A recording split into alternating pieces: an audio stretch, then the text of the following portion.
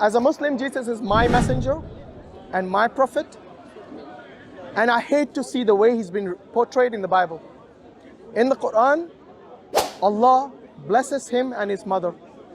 In the Bible, he has been degraded to the level of people who call names to other people, who discriminate them based on their race. I see that as offensive to my messenger and my Messiah.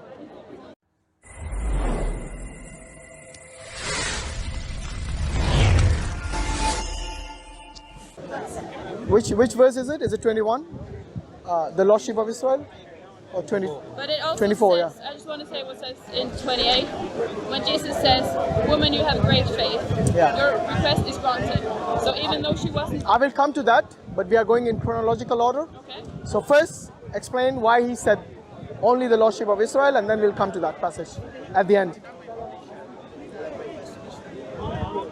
Because here, Jesus is clearly telling her something very specific about how she is different from the other Jewish people. That you're a Gentile and these are Jews. I came for the Jews. So in a nutshell, he's telling this. You guys are not Jews, I'm assuming. Yeah, you're Gentiles according to him. And then he says, I do not cause the bread of the children to the dogs. Who are the children? Again, the Jews. And who are the dogs? The Gentiles. Why would Jesus use such a derogatory term like dogs to represent this woman, her child, and all her kind, basically, all the Gentiles? Why such a harsh term? Can I just read one? Read it as many times as you want, no problem. No, another. In Matthew 28. Okay. In verse 28:19. As long as we don't lose focus of... 28:19. Yeah. There. I know the Great Commission. I know about the Great Commission, which you're going to mention, Yeah. but it has got nothing to do with this context right now. No. But first, Jesus came for Israel. Okay. And then the whole earth Yeah. is included in his. So that is a question I'm asking. Why first for Israel? Because that was. Isn't God someone who is loving to all his creation? Why would he distinguish? Why would he discriminate, I would say? Because he also calls them dogs, and I think that is discriminatory. Somebody has to be first, so I think it's not a contradiction to start one place and then say that despite that you are not... Yeah, but it's not just starting there. You as well. Yeah, but what I'm saying is that he's not just starting with them, he's also calling them dogs. The other camp. I think it's more of a picture. Why? What is the picture he's painting? Imagine if somebody calls you or your family or someone that you love dogs, would you not get offended? Maybe he's pointing to that everyone's a sinner. No. He said the dogs and the children. He distinguishes between the children and the dogs.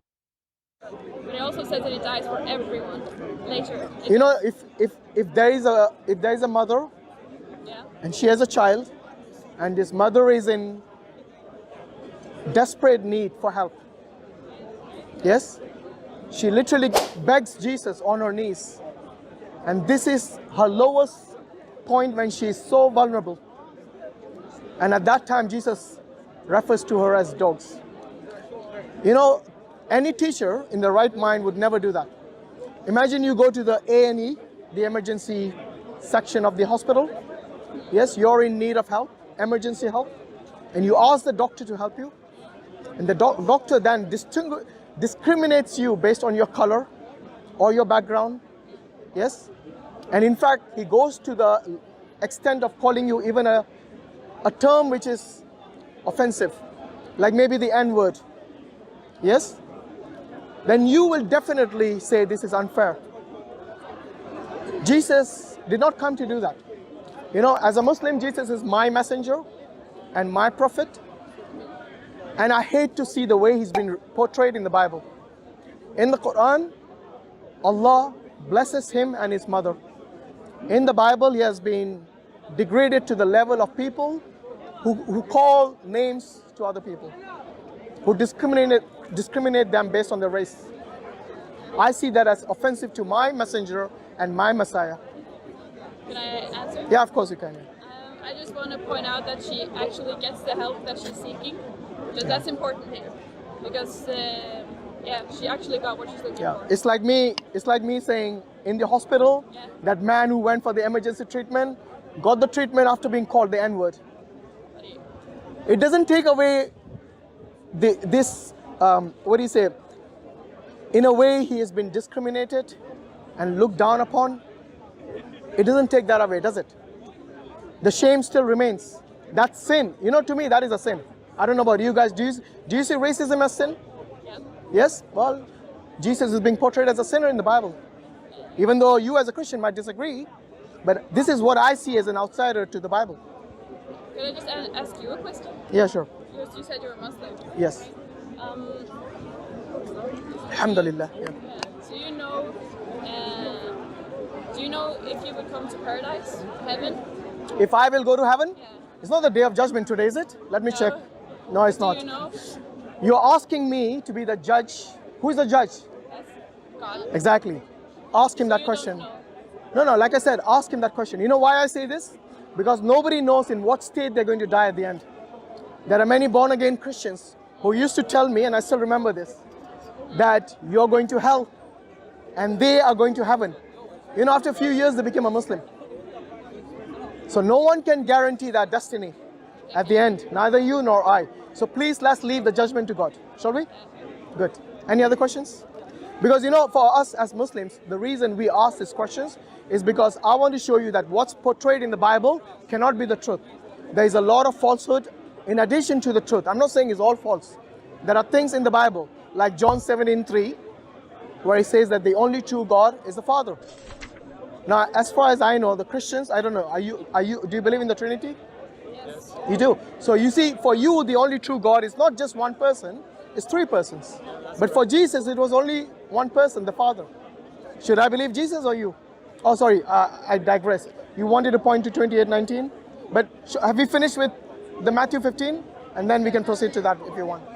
Because at the end, I agree, he did help her. But only after insulting her. You know, he already knew, you know, the fact that she comes to him willingly, that itself should be sufficient to show Jesus that she had faith in him. He didn't need to insult her. There was no point of that. The only reason I see that is because he has been lowered to the level of certain Jews who used to discriminate between the Gentiles and the Jews and used to call them names like donkeys and swine. You know, there's another passage in Matthew as well where he says, do not give what is holy to the dogs and the pigs, the swine, lest they trample it under the feet. Matthew 6, I believe. Matthew 6:7. Chapter 6, verse 7. Yes? Again, this is the holy book. Don't give it to them. And here the Gentiles have always been treated as someone who are unclean and dirty. And that's why they were called pigs and even dogs, because at that time, this was the terminology used for the Gentiles by the Jews. Yeah, sure. For first, I think Jesus is making an image of the culture that the other people was looking at, like some rubbish or dogs, like the words. The unclean, yeah. Yeah, so that this was the culture Jesus was explaining, but despite of that, Jesus helped her and saved her. Yeah, but my friend, that's the reason I asked you. If somebody already has faith in you, why would you want to insult her? If you were the teacher and you wanted to teach her something good, something moral, then the last thing you want to do is become immoral in the way you behave, which is calling her a dog and her child a dog. I do not give the bread of the children to the dogs. The children are the Bani Israel, the Jews. The dogs are the Gentiles, everybody else. You see what I mean? Discrimination clearly. And not only that discrimination, but calling her derogatory terms like dogs. Yeah, go on. So if you look at the Greek term, it's Canarios, I think. I Yeah. don't know how to say That's fine. That's fine. And Yeah. that means more like little dog.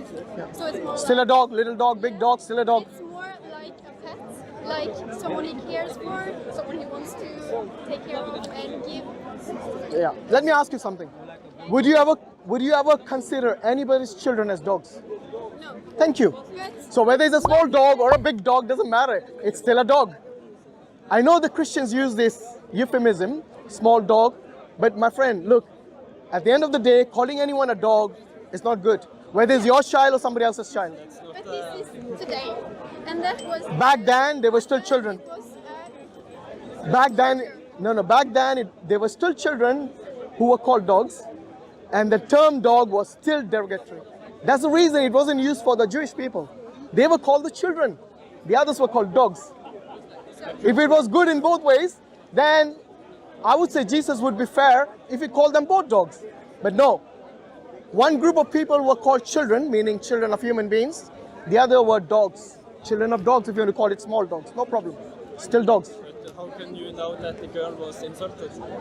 How? Because look, the girl wouldn't care if she was insulted. When you're in an emergency situation, the last thing you care is what somebody else is going to offend you with. You will tell that doctor, even if they call you an N-word, you'll tell them, I don't care what you tell me. Right now, I want you to treat my child. And that is the reason the woman says, even the dogs eat the crumbs that fall from the master's table. Because she didn't care at that time. For her, she had faith in Jesus, and she wanted treatment for her child. And the fact that at the end, Jesus treats her child, that was sufficient for her. And that's the reason Jesus says, you have faith. Why did he say that? Was he testing her faith? Even if he was testing her faith, it still does not excuse his treatment in a negative way, calling her a dog, to be right, to be moral.